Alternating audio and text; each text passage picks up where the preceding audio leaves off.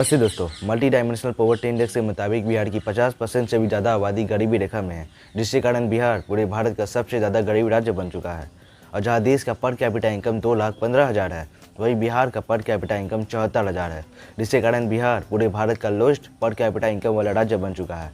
और बिहार की 30 से 40% इकॉनमी कर्ज के तले दबी हुई है।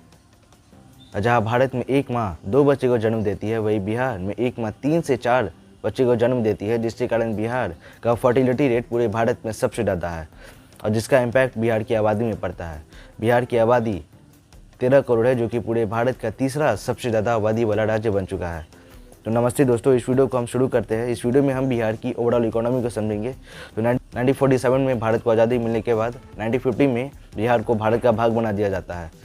जैसे बिहार अकेला पूरे भारत का 25% शुगर, 50% हॉर्टिकल्चर प्रोडक्ट्स, 29% चावल और गेहूँ प्रोड्यूस करता था, जिसके कारण बिहार पूरे भारत का एग्रीकल्चर पावर हाउस बन चुका था। और 1980 से लेकर 1985 तक बिहार की इकोनॉमी 49% ग्रो करती है, जिसके कारण बिहार पूरे भारत का फास्टेस्ट ग्रोइंग इकोनॉमी बन जाता है।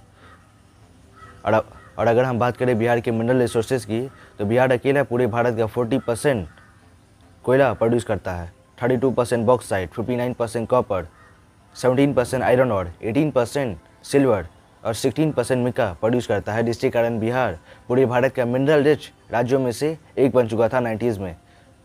और ये सब ज़्यादातर बिहार का मिनरल रिसोर्सेज बिहार के साउदर्न एरिया में था, जिसमें ज़्यादातर इंफ्रास्ट्रक्चर डेवलपमेंट बिहार के साउदर्न एरिया में ही होता था। और बिहार का नॉर्दर्न एरिया, जो आज का करंट बिहार है, उसमें ज़्यादातर बिहार की जो आबादी है रहती थी। और बिहार का जो मिलनी वहाँ का जो मिट्टी था, वो एलुवियल सॉइल था, जो कि हाईली फर्टाइल मिट्टी है, जिसमें ज़्यादातर बिहार का हाईली फर्टाइल मिट्टी होने के कारण बिहार का नॉर्दर्न एरिया एग्रीकल्चर के लिए यूज़ किया गया, जिसके लिए एग्रीकल्चर को डैमेज ना हो, इन्वायरमेंट को डैमेज ना हो, जिसके कारण बिहार का नॉर्दर्न एरिया वहाँ पे जो है इंडस्ट्रियल डेवलपमेंट नहीं हो पाया। और बिहार का साउदर्न एरिया मेनली वहाँ पे इंफ्रास्ट्रक्चर डेवलपमेंट बहुत ज़्यादा होता है, एजुकेशन पे, इंडस्ट्रीज़ पे ज़्यादा फोकस करता है। अगर इंडस्ट्रीज़ की बात करें तो साउदर्न एरिया में बिहार का जो साउदर्न एरिया में था, बिहार अकेला पूरे भारत का साउदर्न एरिया में ही ज़्यादातर डेवलपमेंट होता है, जिसमें ज़्यादातर जो इंडस्ट्रियल सिटीज़ थी वो बिहार के साउदर्न एरिया में ही बनता है। जैसे जमशेदपुर, धानबाद, रांची जैसे इंडस्ट्रियल सिटीज़ वो बिहार के साउदर्न एरिया में ही बनता है। और 2000 में बिहार और झारखंड का बंटवारा हो जाता है, जिसमें बहुत सारा जो majority of the land, majority of the industrial cities, majority of the mineral resources Bihar के साउदर्न एरिया में चल जाता है, जो कि बिहार के लिए बहुत ही बड़ा डिजास्टर साबित होता है।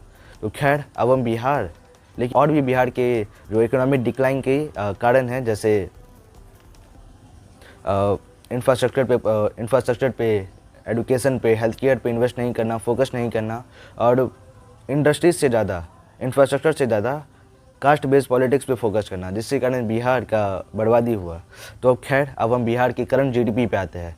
तो बिहार का करंट जीडीपी 9,74,000 करोड़ का है, जो कि पूरे भारत का 15th लार्जेस्ट इकोनॉमी है। वही बिहार का जीडीपी ग्रोथ गुजरात के बाद 12% है, जो कि पूरे भारत का सेकेंड फास्टेस्ट ग्रोइंग इकोनॉमी है।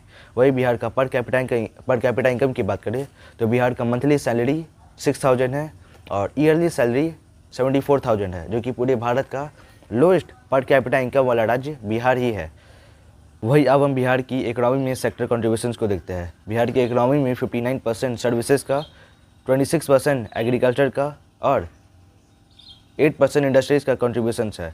वही बिहार की लेबर ऑक्यूपेशंस की बात करें तो बिहार की इकोनॉमी में 56% एग्रीकल्चर का, 36% सर्विसेज का और 15% इंडस्ट्रीज़ का कंट्रीब्यूशंस है।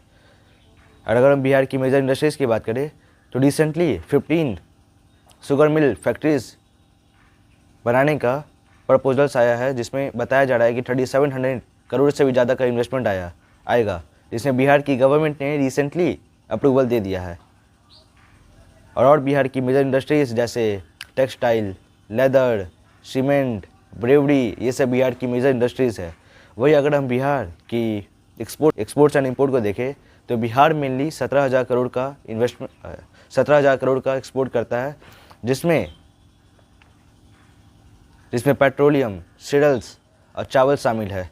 वही बिहार के इंपोर्ट की बात करें तो बिहार मेनली रॉ मटेरियल और कंज्यूमर गुड प्रोडक्ट्स इंपोर्ट करता है। और बिहार के एग्रीकल्चर प्रोडक्शंस की बात करें तो Bihar mainly vegetables, fruits, Honey mango, खाना, लीची ये सब प्रोड्यूस करता है, जिसमें बिहार पूरे भारत का लीडिंग एग्रीकल्चर प्रोड्यूसर्स है।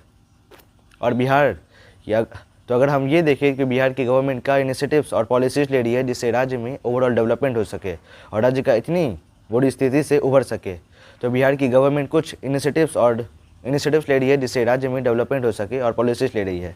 तो Bihar startup policy, Bihar small scale entrepreneur scheme, Bihar agriculture policy, Bihar investment policy, ये सब कुछ पॉलिसीज़ है जिससे राज्य में ओवरऑल डेवलपमेंट हो सके, जो कि ग्राउंड लेवल पे काम हो रहा है।